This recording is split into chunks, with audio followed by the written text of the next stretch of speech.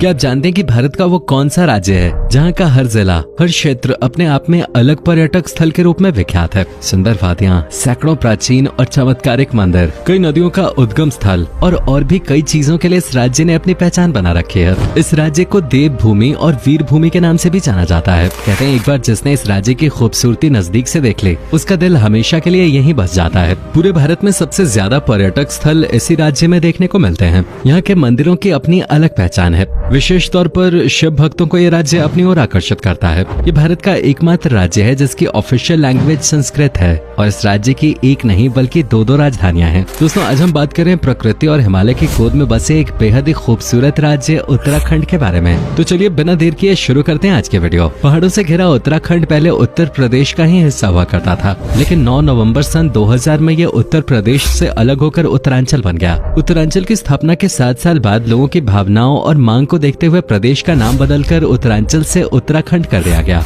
उत्तराखंड की सीमाएं तिब्बत, नेपाल, उत्तर प्रदेश और हिमाचल प्रदेश से जुड़ी हुई हैं। उत्तराखंड की राजधानी और सबसे बड़ा शहर देहरादून है, तो वहीं गैरसैंण को यहाँ की ग्रीष्मकालीन राजधानी होने का दर्जा प्राप्त है। गर्मियों में विधानसभा का आयोजन भी गैरसैंण में ही किया जाता रहा है। हालांकि देहरादून को फुल टाइम कैपिटल बनाने और गैरसैंण को ग्रीष्मकालीन राजधानी बनाए रखने को लेकर कई बार यहाँ विवाद की स्थिति भी पैदा हो चुकी है। यहाँ एक और हैरान करने वाली बात यह है कि उत्तराखंड का हाईकोर्ट दोनों में से किसी भी राजधानी में स्थित नहीं है। नैनीताल में मौजूद नैनीताल हाईकोर्ट उत्तराखंड का सबसे बड़ा न्यायालय है। उत्तराखंड की जनसंख्या 1.15 करोड़ के आसपास है। इस राज्य की गिनती भारत के सबसे समृद्ध राज्यों में की जाती है। राज्य की जीडीपी 2 करोड़ 78 लाख रुपए के लगभग है। वहीं औसतन प्रति व्यक्ति आय के मामले में ये देश में 6ठे स्थान पर आता है। उत्तराखंड का हर एक व्यक्ति सालाना 2 लाख रुपए से ज्यादा की कमाई करता है। उत्तराखंड के लोग अपनी संस्कृति और परंपराओं से बहुत लगाव रखते हैं। यहाँ के लोग अपने कल्चर के प्रति कितने आदर्श रहते हैं, आपको इसका इस बात से पता चल जाएगा कि हिंदी के अलावा उत्तराखंड की दूसरी ऑफिशियल लैंग्वेज संस्कृत है, क्योंकि संस्कृत को प्राचीन काल से ही देव भाषा कहा जाता है। आपकी जानकारी के लिए बता दें कि देश का सबसे ऊंचा बांध उत्तराखंड में ही स्थित है।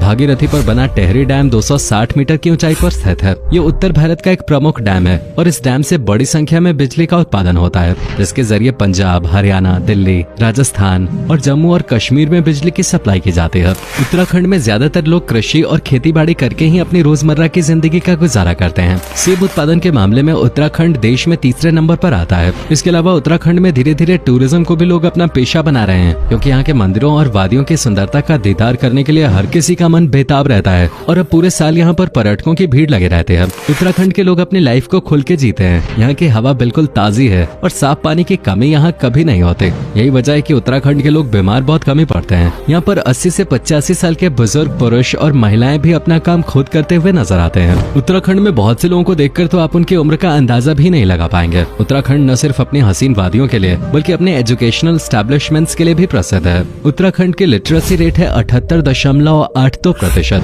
देश की पहली agriculture university Govind Ballabh Pant university of agriculture and technology Uttarakhand में ही खोले गए थे। साथ ही IIT रुड़की, IIM काशीपुर और गढ़वाल मेडिकल कॉलेज जैसे संस्थानों में हर साल हजारों स्टूडेंट्स पढ़ने के लिए आते हैं। आपको बता दें कि पूरा उत्तराखंड 2 हिस्सों में बटा हुआ है। एक हिस्सा कुमाऊं है तो दूसरा गढ़वाल। कुमाऊं में कुमाऊनी भाषा ज्यादा बोली जाती है और गढ़वाल में गढ़वाले, लेकिन दोनों में एक समानता ये है कि ये दोनों ही हिस्से प्रकृति की गोद में बसे हुए हैं। दोस्तों, उत्तराखंड के ऋषिकेश को पूरी दुनिया में योगा कैपिटल के नाम से जाना जाता है। आपने पूरी दुनिया में मशहूर बैंड द बीटल्स का नाम तो सुना ही होगा। आपको जानकर हैरानी होगी कि सन 1968 में शांति की तलाश में बीटल्स बैंड के 4 सदस्य, जिन्हें फैब 4 कहा जाता था, वो भारत आए थे। उन्हें ऋषिकेश का एक आश्रम इतना पसंद आया कि वे लंबे समय तक यहीं पे रहे और यहाँ रहकर उन्होंने 40 से भी ज्यादा गाने लिखे। इन गानों को बीटल्स ने बाद में अपनी द व्हाइट एल्बम और एबी बैंड में शामिल किया था। जिस आश्रम में बीटल्स के सदस्य रुके थे उसे द बीटल्स आश्रम के नाम से जाना जाता है। बता दें कि देश का पहला राष्ट्रीय उद्यान भी उत्तराखंड में ही खोला गया था। उत्तराखंड के नैनीताल के पास ही मौजूद जिम कॉर्बेट नेशनल पार्क की स्थापना सन 1936 में की गई थी।